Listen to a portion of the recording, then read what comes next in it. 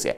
Prandaj unë jam I bindur që në këtë rast partitë opozitore kanë gabu shumë. Çfarë aspekte kanë gabu? Sepse fakti që kanë kundërshtu mosvotimin e Glaukut, sidomos pastaj mosvotimin e këtyre 3 elementeve, mos konstituimit të parlamentit me qëllim të kalimit të ligjeve ndërkombëtare, këtyre marrëveshjeve ndërkombëtare, të cilat kishin një bazë prej 1.1 miliard eurove, pastaj çështja e buxhetit të këtyre 3 komunave, e po ashtu edhe çështja e punëtorëve të RTK-s.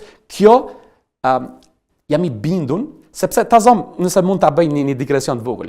Nëse këto zhvillime politike I shohim në numra konkret.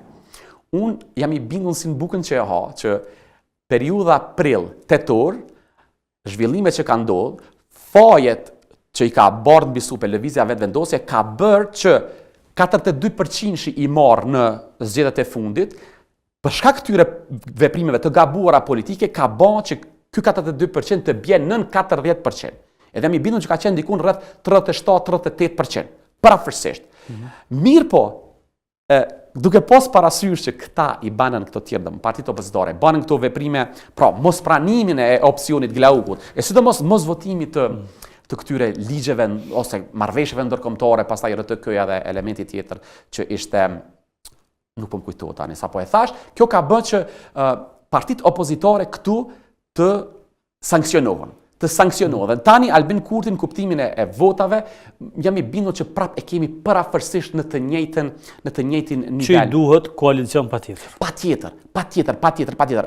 Është iluzion, është utopike të mendosh që partitë opozitore në zgjedhjet e 28 nëntorit do ta kenë një rezultat asisoj që do të mund jo vetëm ta bëjnë qeverinë, po do të mundë ta kalojnë krizën e cila është në derë.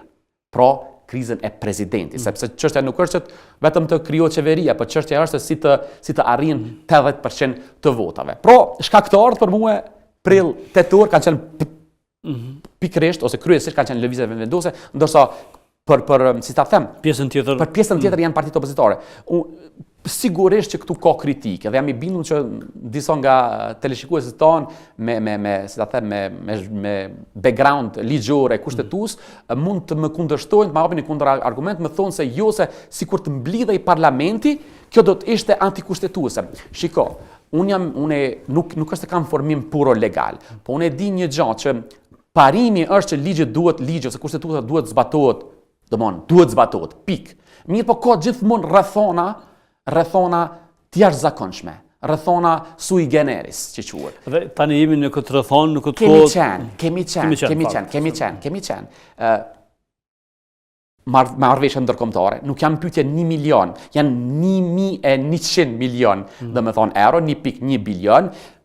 Punëtorët, buxhetet e 3 komunave, për më tepër që I kemi edhe aspektet e jashtme, pro geopolitika, nuk di se qa do ndodh. Ndoshta do të kemi ndonjë marrëveshje, ndoshta plani 28 pikësh I Trumpit do të pranohet, do të ndodhë një mrekulli, do të pranohet nga ana e Ukrainës, por mund të mos ndodh. Me një fjalë I kemi rreziqet edhe nga jashtë. Tani do thotë në fakt lëvizjeve vendose ka qenë hapur për koalicion ndonse ftesa zyrtare është bërë LDK-s. Tani kur kemi pothuajse fushatën zgjedhore dhe kemi zgjedhjet në Prag.